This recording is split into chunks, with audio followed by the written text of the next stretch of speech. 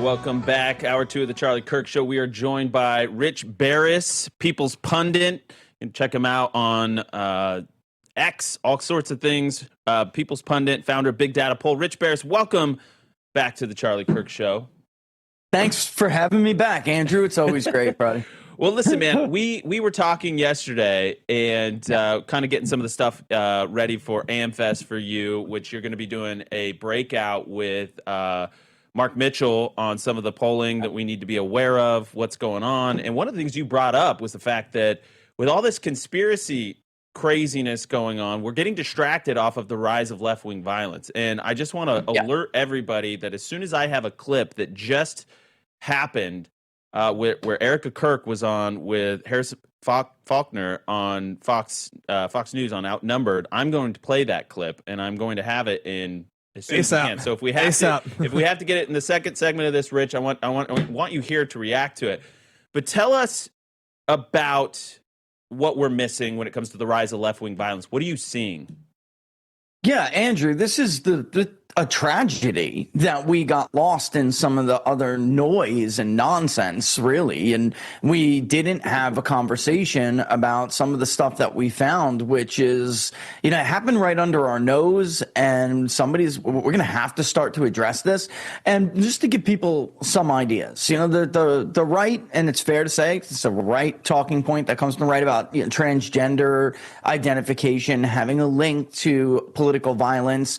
And without a doubt, we found that. I mean, if you identify as a trans person, you're twice as likely to say that it's tolerable, it's acceptable to commit acts of political violence. And what that stems from is, this is the other side of it too, so we can't ignore this. What that stems from is their perceived threat to themselves, right? They think that they're constantly under threat from some form of society or another, which, I find interesting because I'm not obviously trans, but I don't see it.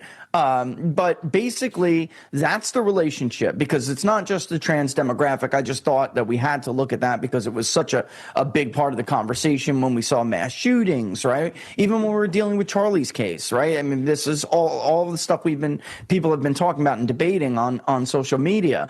And it's there. That relationship is there. But I think also, too, the left feels, and I don't think they do, the left feels that it's acceptable to commit acts of violence on their political opponents, people they just disagree with, because they view speech itself to be violence, Andrew. And that is the big difference between the left and the right.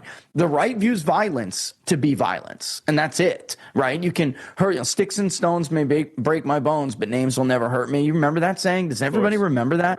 Because I was thinking about that when I was processing this. When I was a kid, that's what people said. And it was a way to differentiate that, somebody says something that may hurt your feelings, whatever. There's a big difference between that and actual violence, right? And we're just not teaching people this today. We're not. And so many of these left-wing demographic groups have come up and have come to the conclusion that it's all right to physically hurt somebody that you disagree with. And that's stunning. So it's just, Rich, I'm going to show you. This is that we talked about it a lot on this show, but I'm going to put it back up again. This is image 31. This is from YouGov, The Economist, right after Charlie's assassination. And the question was posed, is it ever justified for citizens to resort to violence in order to achieve political goals? This is the percent responding yes. And you look at that age cohort, 18 to 39-year-olds, it's at 30% of liberals in the 18 to 39 bracket believe that violence is justifiable to achieve political goals. And then it goes down somewhat to in the 40 to 59-year-old bracket. Are you seeing similar results to this in your polling? The age signal is definitely there. If you're 45 to 64, you're certainly more left wing than you were 10 years ago in that age bucket.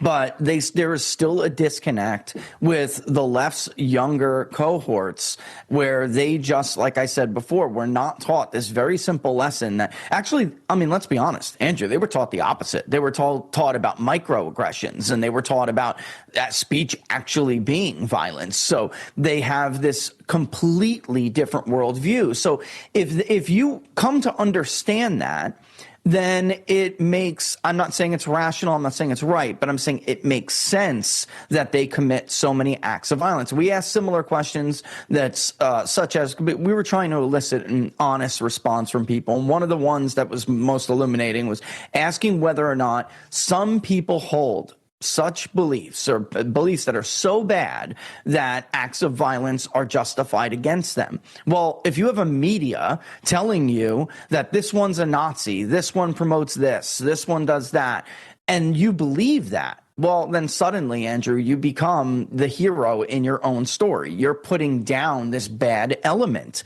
And honestly, we can go back to even the shooting of Steve Scalise. We don't talk about this guy enough. This guy worked for Bernie Sanders, then he worked for Hillary Clinton. He fully believed in the Russia hoax. He believed Donald Trump was a traitor. And he looked at Steve Scalise and other Republicans on Capitol Hill as enablers. And in his own mind, he wasn't a bad guy. He wasn't a guy who got a gun and committed a mass shooting. He was a guy who was saving the country from this infiltration. So I think the lesson here is that we all really do have to be a little bit more careful with our words, but we have entire institutions that are pushing these kinds of messages. And, it's sad because we started to follow this trajectory to have this discussion in the wake of Charlie's murder. And we were, in my opinion, so close to holding certain people accountable for their reckless disregard for anyone's safety when they use certain words to label their political opponents. And we got completely sidetracked from that. And we have to get back on it because it exists. It's real. It's dangerous to be a political voice in America. That's a fact. Yeah, you look at what happened with Tim Pool. His house got shot up. That's been confirmed by his team. He's been saying that he doesn't even know if his show can continue on. So my heart and genuinely my prayers are out with Tim Pool. I mean, this stuff is, you talk to Steven Crowder. Steven Crowder literally goes around with armed security everywhere he goes.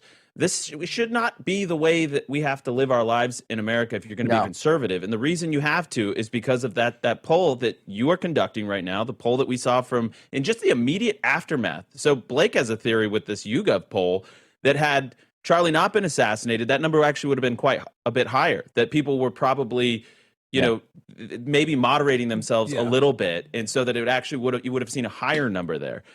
So this whole thing, I agree with that. Yeah, I agree with that. This whole thing is insane that you can't disagree. And I just really wonder, what are the threats that they think are going to happen?